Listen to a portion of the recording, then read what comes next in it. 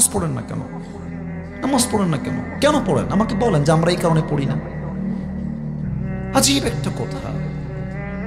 আমাদের উচিত এমন একটা স্লোগান তৈরি করা, বেনামাজি যুবকের সঙ্গে কোনো মেয়ের বিয়ে আমরা দিব না, এবং বেনামাজি মেয়ে যে হবে তার সঙ্গে কোনো ছেলের বিয়ে আমরা দিব না। যুবক ভাড়া নিয়ম করে দেন না, আপনি নিয়ম করে দেন।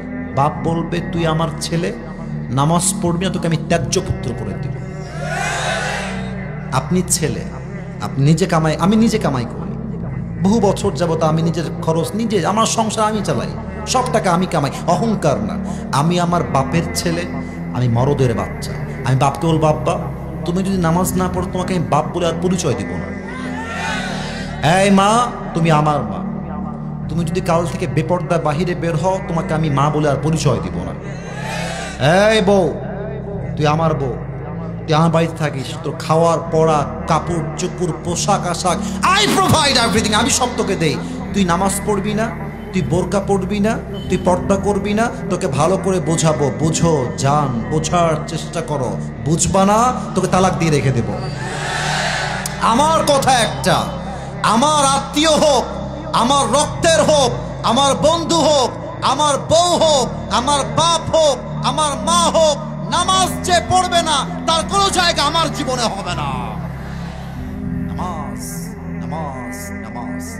আপনারা সবাই মিজানুর রহমান আজহারী হুজুরের নাম তো শুনলেন আজকে, নাকি চেনেন তো সবাই নাকি?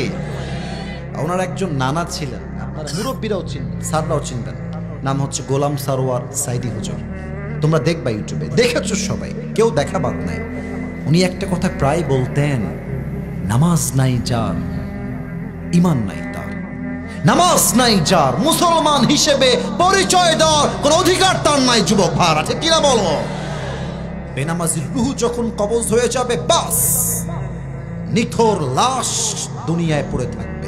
বেনামাজি মুরব্বীর সামনে যখন মালাকুল মওত আসবে, বেনামাজি যুবকের সামনে যখন মালাকুল মওত আসবে, হাদিসে আসে তার দেহের রং হবে নীল, পুরোটাই নীলাভ বর্ণের চেহারা হবে, আর চোখটা হবে লাল টকটকে চোখ। হাদিসে এও আসছে মালাকুল মওতের দেহ হবে বিশাল লম্বা, পা থাকবে জমিনে হেড তথা মাথা থাকবে আকাশ বরাবর বিশাল। তার দেহের কালো পোশাক এতটা ভয়ঙ্কর হবে, হাদিসে আসছে বেনামাজি যখন মালাকুল মওত কিভাবে দেখবে, হঠাৎ করে তার ভয়ঙ্কর চেহারা দেখে বেনামাজি পুরো দেহের মধ্যে একটা ভূমিকম্প তৈরি হয়ে যায়, থরথর থরথর করে কাঁপবে। আর বেনামাজির দিকে মালাকুল মওত একটা ধমক দিয়ে বলবে, ইয়া আইয়াতুহান নাফসুল খাবিথা উখরুজি ইলা গাযাবিল্লাহ। এই বেনামাজি বান্দা বের হয়ে আয়, আল্লাহর জাহান্নামের দিকে বের হয়ে আয়, আল্লাহর রাগের দিকে বের হয়ে আয়। ধমক বেনামাজির রূহটা পেছন থেকে এই বুক থেকে ছিঁড়ে বের হয়ে আসবে। একবার ডান দিকে দৌড় দিবে, একবার বাম দিকে দৌড় দিবে, আর একবার পেছনের দিকে পালিয়ে যাওয়ার ট্রাই করবে। মালাকুল মওত যখন দেখবে বেনামাজির রূহটা ডান দিক বাম দিক পালিয়ে যাওয়ার ট্রাই করছে, আমার বাম হাত সবাই দেখবেন এক নজরে মালাকুল মওত বেনামাজির রূহকে কবজ করবার জন্য তার বাম হাতটা পেছনের দিকে নিবে, একটা পজিশন মেক করবে। আফটার মেকিং দ্য পজিশন পেছন থেকে নিয়ে একটা আঘাত করবে বেনামাজির রূহের দিকে।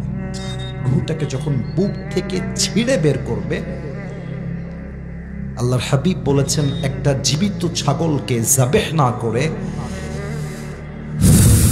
তার চামড়া কেউ যদি তাকে জবাই না করে ব্লেড দিয়ে কেচি দিয়ে ছিঁড়ে ফেলে, ওই ছাগলটার ওই জীবিত অবস্থায় যতটুকু কষ্ট হয়, আল্লাহর হাবিব বলেছেন নামাজি বান্দার রূহটাকে তার চাইতে, বেনামাজি বান্দার রূহটাকে তার চাইতে 70 গুণ বেশি কষ্ট দিয়ে বের করে নিয়ে আসা হবে। নাউজুবিল্লাহ। আচ্ছা আপনারা আমার ওয়াজ বুঝে থাকলে বলেন, এই পরিমাণ কষ্ট কোনো বেনামাজির পক্ষে সহ্য করা কি সম্ভব?